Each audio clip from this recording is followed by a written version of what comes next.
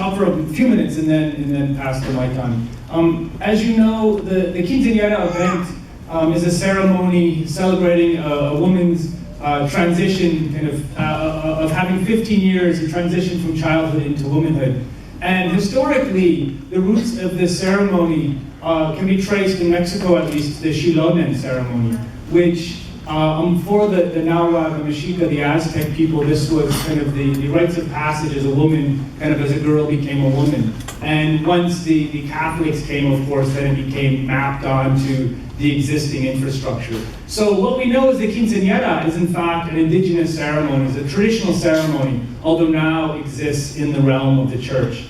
And so for us, it's important to point that out, because this is in many ways the way we live our lives, is in this much older, kind of traditional way. And the word Xilonen actually means tender corn in the Nahuatl or Aztec language.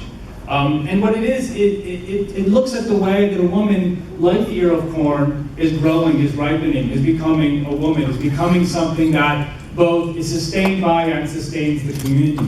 When we think of the importance of corn, both historically and even today, corn was something that, as an agricultural product, needed humans. It needed them. It needed humans to tend it, to grow it, to make it kind of flourish, right?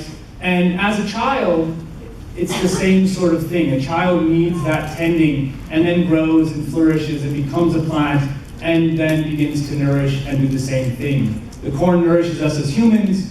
We as humans are nourished by that corn, and then live and die and nourish the earth and create more corn. It's the cycle of life, of course. And in some ways, these rites of passage ceremonies, these ceremonies that are so important to celebrate, yet we do so infrequently these days, are important to recognize and remember those days, those moments, those times in a woman's and a man's life when they enter a new stage.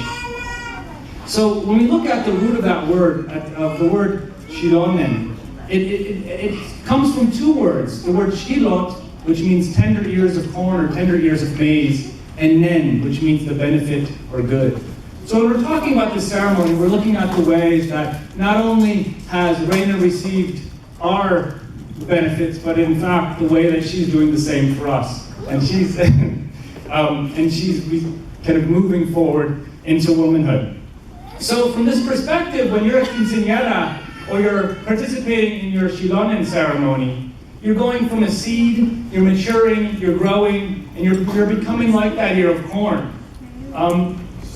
For people like scholars, for people like Patricia Gonzalez, who has written about this sort of thing, as indigenous and mestizo or mixed blood peoples, our ancestors had various ceremonies to honor the cycle of life, including rites of passage or kind of rites of womanhood, as well as that passage into elderhood.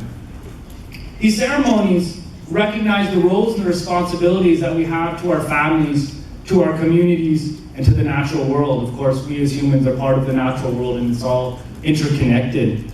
As a community, it's important for us to acknowledge and honor beginnings, endings, and transitions, the cycles that we share as human beings, and the cycles that we share with the world around us.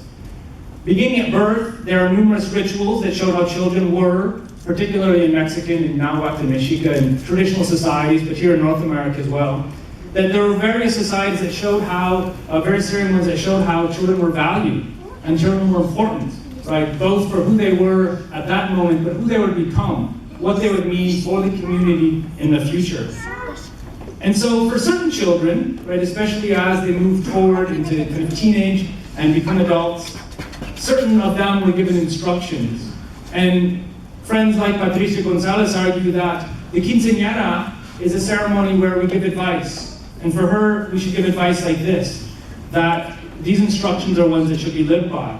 That you need to spend time in vigil and ceremony and study and in school. You mustn't be lazy, you must work and share with the community. You need to walk in public quickly and with dignity. You must speak intelligently and deliberately. Ignore gossip, which is, of course, as we know, is difficult for any teenager. We must work as hard as we can to do a good job. We must dress in a dignified way and kind of be the best people we can be. At the center of this advice and of this ceremony, of course, is family, which you all are, is community, and is culture. corn served as one of these cornerstones in the development of traditional societies on this continent. We know that in many ways, corn has been domesticated for over 7,000 years, much longer than, of course, this country. Maize was and continues to be a staple in Mexican food. You'll see as we share our dinner and have feasts together that along with foods such as beans and squash, tomatoes and chile, that corn and food in general and family and community were those things that provided basic balanced nutrition that kind of in ancient times created us as a society. And so today we share all of these things together to remember that in fact that even in an era with Facebook, with the internet, that just sharing and talking and being together and recognizing the rites of passage at different stages of our life is important. So today, we will celebrate Reina's coming of age, her transition into adulthood, her taking on more and more social and familial responsibilities, as well as the need and the desire and the expectation that she creates a better and more just world, not just for her and if she decides to have children, for them, but for their children and out at least 7 generations. So we thank you all for coming today. Ms. Reina and myself thank you for sharing this time with us. And what we'd like to do at this moment, is welcome her grandparents up and then her aunts and uncles to say a few words, both some memories that they'd like to share with you about Reina, as well as some advice for her.